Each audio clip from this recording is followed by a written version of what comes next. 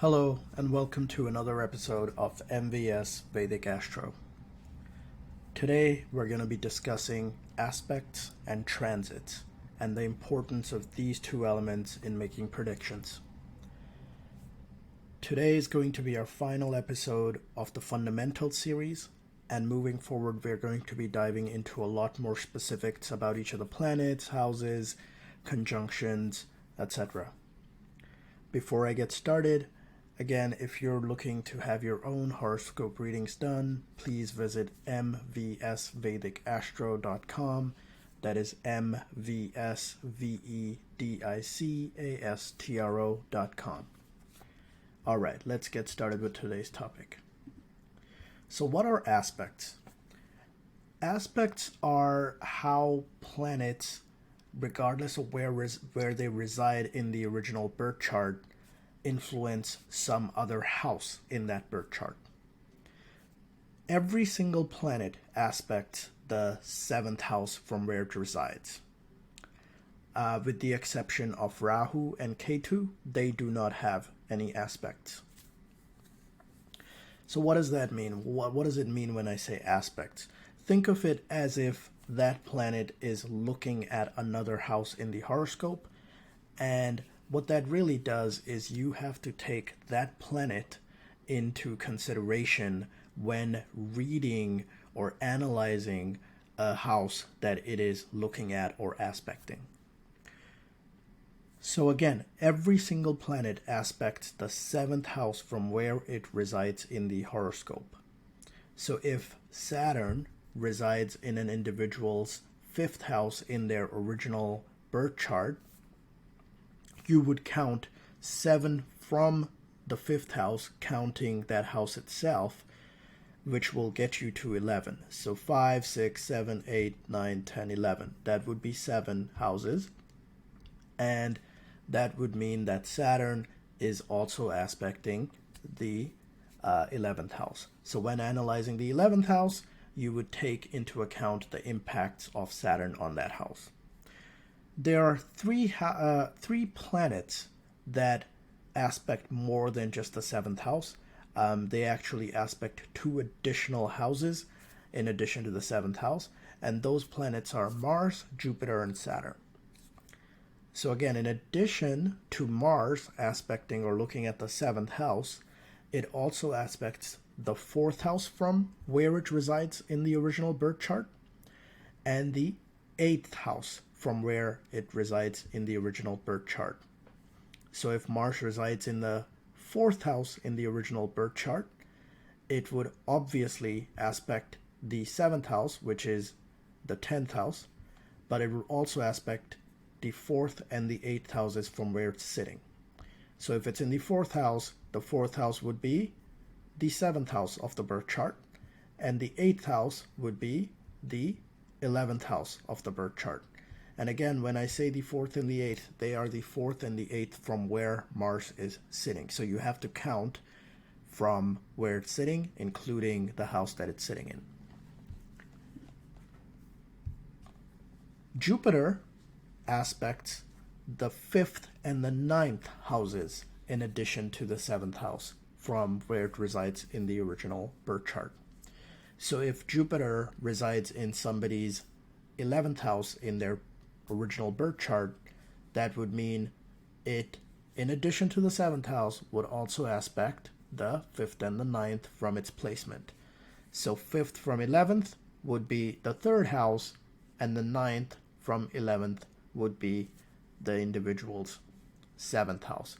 So again, when analyzing the 3rd house or the 7th house in our example, you would want to include the aspects, include the analysis of Jupiter's impact on those houses.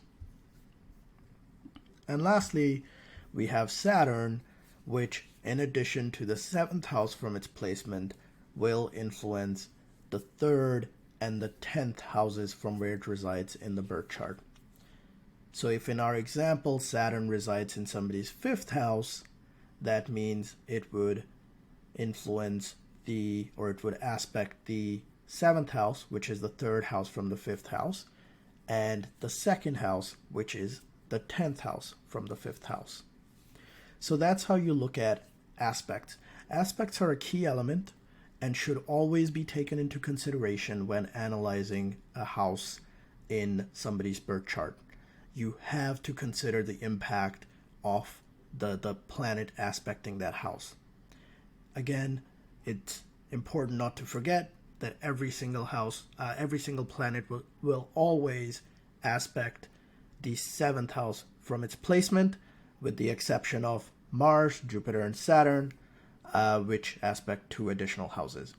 So this is something that's good to memorize and practice so that you always take these into consideration.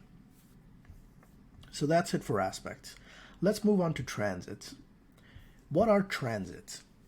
So when you read somebody's original birth chart, right, or when you put in the details and get your birth chart and you see planetary positions in various houses in that birth chart, that is known as the original birth chart, or more commonly known as the natal birth chart, Natal, natal birth chart of that individual.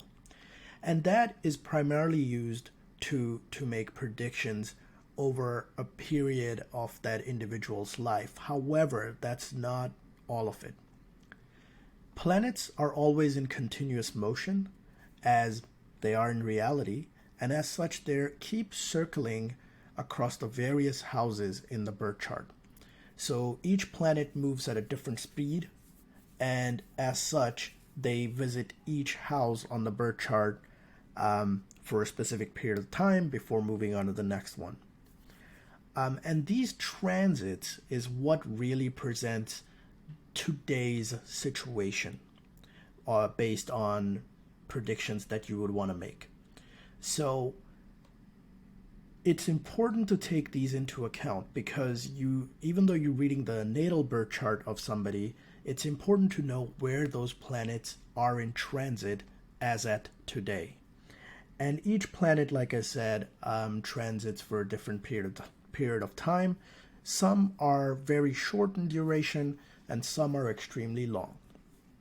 So the importance of that is, for example, if a planet only transits every house for 2.25 days, its impact may not be as noticeable compared to a planet that influences or transits each house for a period of 2.5 years.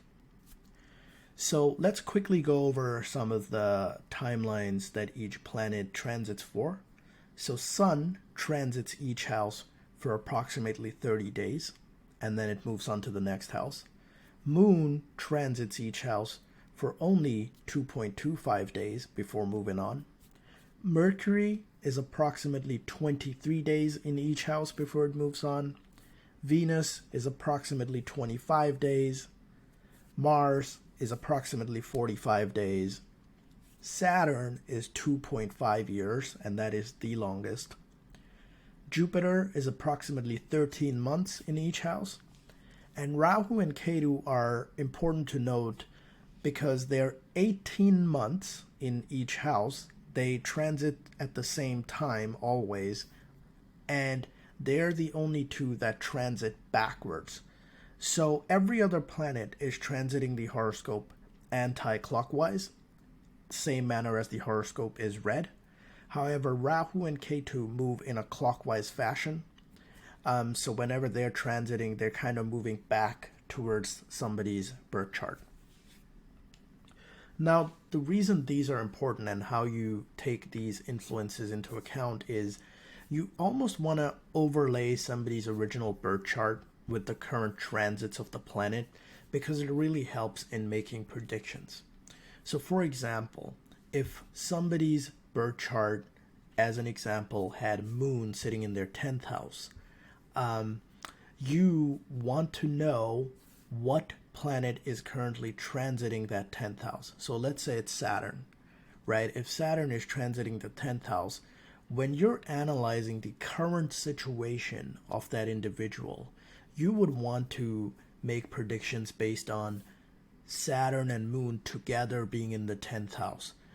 What do they do? Like Saturn is kind of influencing somebody's mindset, somebody's workplace, etc. So Saturn becomes an important element that needs to be taken into consideration. Now, because it's a transit, it's not a lifetime of that situation. Saturn will stay there for 2.5 years and then move into the 11th house. However, if somebody was asking you, how is my current work situation? How's my next year going to go when it relates to work? You have to take into account the fact that Saturn is transiting over that house right now. The other key element to take note of is during transits, aspects are still important. So every single transiting planet is still influencing the 7th house from the house that it is currently transiting. And then still you got to take into account the situation with Mars aspecting the 4th and 8th from where it's transiting, Jupiter aspecting the 5th and 9th from where it's transiting, and Saturn aspecting the 3rd and 10th from where it is transiting. So that becomes almost critical, I would say, to take into account. You don't want to make any current situation predictions without taking transits into account. If somebody wasn't asking about the next 2.5 years and they were asking about a period further out of that, you either want to figure out at that point in time, the period they're talking about, where those transiting planets will be, and it is possible to do that. Most, like I said, applications and tools that you use to read birth charts will give you that sort of information, or you can just look at the natal birth chart. However, if somebody's asking about a current period, it's always important to take into account the transits. Personally, I would also take it into account even for future predictions. However, at that time, you really do have to figure out at that specific point in time in the future where the transiting planets are going to be in this person's natal horoscope.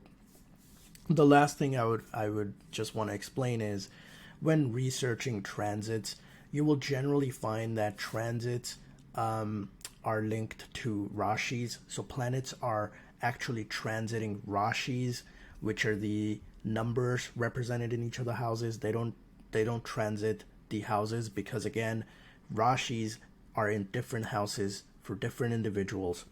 So if you want to Google your own horoscopes transit, you want to really figure out, for you, where that Rashi is. So if currently Saturn is transiting, for example, Aries, if Aries or Rashi number 1 in your birth chart is in the 2nd house, that means Saturn is transiting your 2nd house. So again, planets don't transit houses. You won't find Saturn transiting the 10th house, like as in 2022. You'll find Saturn transiting Aries in 2022, and then you have to find Aries in your birth chart or whoever's birth chart you are reading, and then Saturn is obviously transiting that house for that individual, and that's how you would use it to make predictions. Thank you. Hopefully this was a useful episode for all of you. And like I said, this is the final one in the fundamental series. I think with everything we've covered, you should now have a good grasp of the fundamentals of at least being able to understand a birth chart. What are the key elements to use in terms of being able to make some predictions? And then moving on from next episode, we're going to be diving into the specifics of the planets in each of the various houses, and how to sort of take into account some of the combinations of various planets in order to make predictions. Thanks again for watching and listening to today's episode. Again, if you're interested in having your own horoscope read, please visit mvsvedicastro.com. Again, that is mvsvedicastro.com. And I will see you guys in the next episode.